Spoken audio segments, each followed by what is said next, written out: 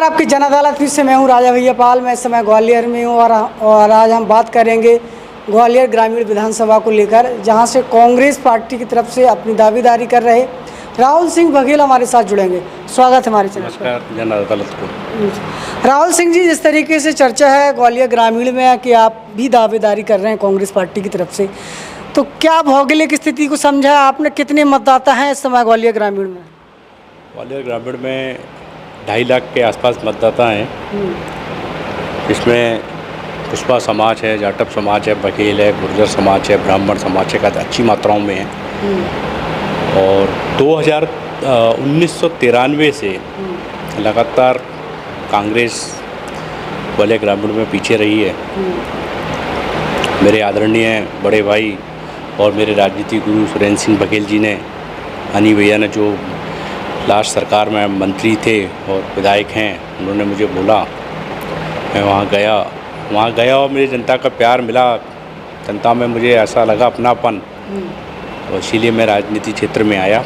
मैं टिकट मांग रहा हूँ, पार्टी अगर टिकट देगी दमदारी से लड़ूंगा, जीत के आऊँगा। आप बघेल समाज से आते हैं, कितने वोट हैं आपके वहाँ पर?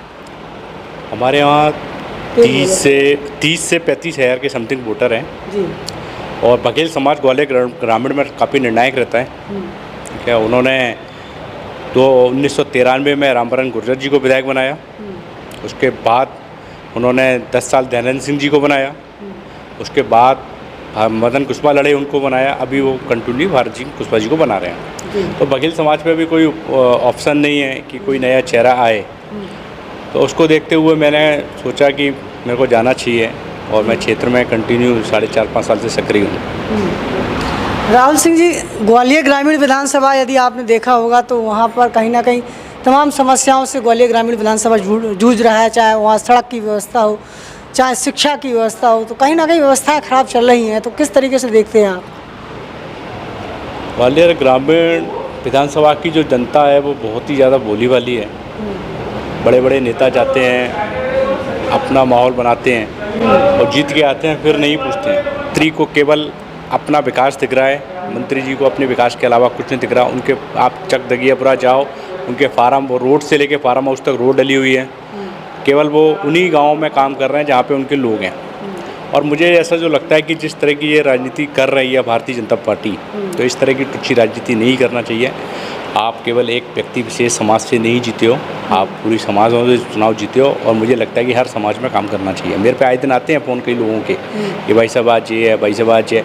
टोहली से अरौली के बीच में आते हैं तो एक टर्न पड़ता है, वहाँ पर 3 एक्सीडेंट हो चुके हैं, तीनों की मौत हो चुकी है। टोहली के जाटव की एक्सीडेंट हो चुकी है। हमारे टोहली पे एक बघेल समाज का लड़का है, वो सब्जी खरीदने लाया तो उसकी पसलियाँ फ्रैक्चर हो गई। तो जो मुझे ऐसा लगता है कि जिस तरह से भारतीय जनता पार्टी इस तरह के काम कर रही है, तो इनको नहीं करना चाहिए और इनको विकास की तरफ ध्यान लेना चाहिए। लेकिन इनका ध्यान विकास की तरफ नहीं है, इनका ध्यान स्वयं के विकास की तरफ है। राहुल सिंह जी, अभी ग्वालियर ग्रामीण विधानसभा में बघेल समाज का बहुत बड़ा कार्यक्रम हुआ था, जिसमें मुख्यमंत्री शिवराज सिंह चौहान जी ने एक बड़ी घोषणा की थी। अहिल्या बोर्ड भी उन्होंने घोषित कर दिया है, जिसके लिए अभी तक अध्यक्ष तो नहीं बन पाया कि अध्यक्ष कौन होगा। क्या लगता है, ये चुनावी समर में भारत सिंह जी की एक सोच थी या फिर ये बघेल समाज को कुछ देना चाहती थी? क्या पहले तो वो कार्यक्रम बघेल समाज का नहीं था, वो कार्यक्रम प्रशासन का और शासन का था, एक चीज़। दूसरा चीज़, शिवराज सिंह जी एक घोषणावीर मुख्यमंत्री हैं। उनकी इस जेब में भी नारियल रहता है, इसमें भी रहता है और पजामे की जेब में भी नारियल रहता है। वो कहीं पे भी चाहे वो वोट देते हैं। एक अभी तक इन 27 से 30 सालों के बीच में बघेल समाज की किसी को याद नहीं आई। मैं सक्रिय हुआ, मेरे बाद सुरेश बघेल जी सक्रिय हुए बीएसपी से। सुमित पाल को अध्यक्ष बनाया आप पार्टी ने। तो इन सक्रियता को देखते हुए बीजेपी में कहीं ना कहीं अड़कंप है कि अगर बघेल समाज हमारे साथ नहीं है तो हमारी सीटें निकलना बहुत मुश्किल है। बघेल समाज का चंबल संभाग में अच्छा दबदबा है और जिस तरह उन्होंने भारतीय जनता पार्टी ने अभी डॉक्टर बलराम सिंह बघेल जी को भी बनाया ओबीसी का सदस्य, तो मुझे जो लगता है कि जिस तरह से भारतीय जनता पार्टी को लग रहा है कि कांग्रेस ने अगर किसी बघेल समाज को टिकट दिया तो बघेल समाज ग्वालियर संभाग की 6 सीटों पर असर डालेगी।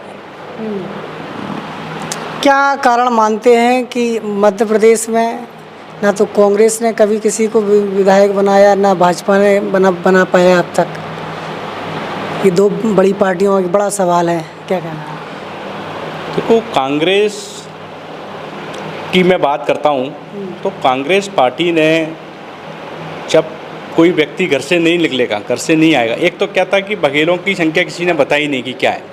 जो बड़े बड़े लीडर टिकट मांग रहे थे वो कोई कहता था 3,500 बघेल हैं, कोई कहता था 5,000 बघेल हैं, कोई कहता था 10,000 बघेल हैं। एक्चुअल जो कमलनाथ जी को पता चला कि बघेलों की संख्या इतनी है पूरे ग्वालियर चंबल संभाग में, जैसे रामशेष बघेल भी तैयारी कर रहे हैं मैगांव से, ठीक है, और काफ़ी लोग कर रहे हैं, ठीक है, तो उनको ये लगा कि यार बघेलों की संख्या ज़्यादा है तो हमको देखना चाहिए।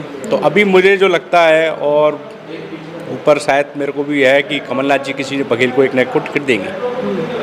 ये कांग्रेस पार्टी तय किया है, कांग्रेस पार्टी ने। अब वो टिकट किसको मिलता है उसका कोई आइडिया नहीं है, वो कमलनाथ जी तय करेंगे। वो हमारे नेता हैं, लीडर हैं, पिता समान तुल्य हैं, वो ही तय करेंगे किसको। तो कहीं ना कहीं राहुल सिंह बघेल के इंटरव्यू से एक बात तो निकाल कर कम से कम आई है कि कमलनाथ जी मध्य प्रदेश में किसी एक टिकट दे सकते हैं, लेकिन किसको टिकट मिलेगा अभी इसका कोई खुलासा नहीं है। राहुल सिंह जी, आप मध्य प्रदेश की बात अपन कर रहे हैं तो मध्य प्रदेश से सुरेंद्र सिंह जी भी विधायक हैं, वो भी कांग्रेस से ही हैं, मिनिस्टर भी बने वो भी।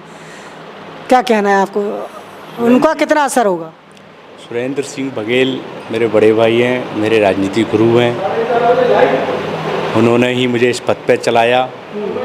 मैं तो अपनी क्रिकेट खेलता था, व्यापार कर रहा था, और जितनी मदद होगी वो करेंगे मेरी। बाकी टिकट उनके हाथ का भी नहीं है, टिकट जो भी करेगा करेंगे, जो भी होगा पार्टी का नेतृत्व करेगा, माननीय राजा साहब जी करेंगे, माननीय कमलनाथ जी करेंगे। ये जो पार्टी तय करेगी उसको टिकट मिलेगा। तो राहुल सिंह जी, आपकी इच्छा क्या है? यदि ग्वालियर ग्रामीण से आपको टिकट कांग्रेस पार्टी देती है और आप जनता भी आपको चुनती है, क्या आपकी प्राथमिक योजनाएं हैं, क्या आपका विकास का एजेंडा है, क्या विजन है आपका? ग्वालियर ग्रामीण 14 से अगर कांग्रेस पार्टी मुझे इस अवसर को देती है तो मैं ये पूरा अवसर जो मेरे बड़े भाई सुरेंद्र सिंह बघेल कुक्षी विधानसभा में करते हैं, जिस तरह से उन्होंने कुक्षी विधानसभा में काम किए हैं, तो मैं उसी तरह से काम करूँगा। सबसे पहले मेरा फोकस रहेगा सड़कों पे और बिजली पे, क्योंकि किसान जब नवंबर में चुनाव होते हैं तो वो अपनी खेती को छोड़ के वोट डालने जाता है। वो वोट डालने इसलिए जाता है कि यार एक नया हम कैंडिडेट तैयार कर रहे हैं, वो हमको बिजली देगा, पानी देगा, लेकिन वो बाद में होता नहीं है। तो पहले मेरी प्राथमिकता है कि पहले मुझे बिजली पानी का देखना है, फिर उसको ऊपर लेके शिक्षा और ग्वालियर ग्रामीण विधानसभा में मुझे अस्पताल का देखना है। ये मेरी पहली 4 प्राथमिकता रहेंगी।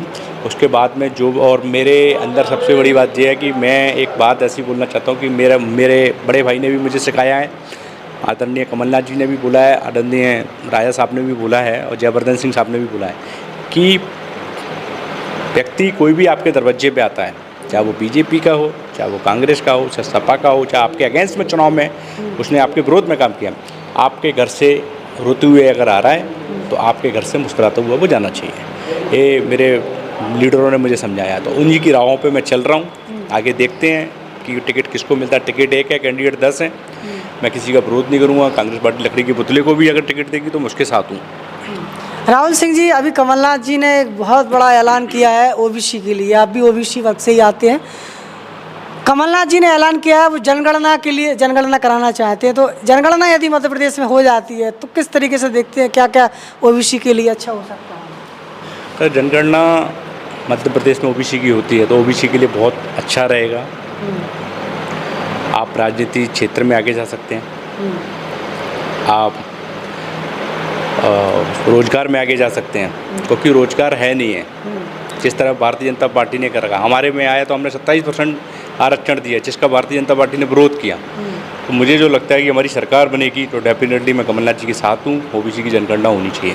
लगातार हमारी नज़र बनी हुई है ग्वालियर चंबल अंचल की सीटों पर, हर विधानसभा पर हर उम्मीदवार के पास हम पहुँच रहे हैं और कहीं ना कहीं उनसे उनके मुद्दे और उनकी विकास का एजेंडा क्या है, उनका विजन क्या है, इस पर हमारी चर्चा होती है।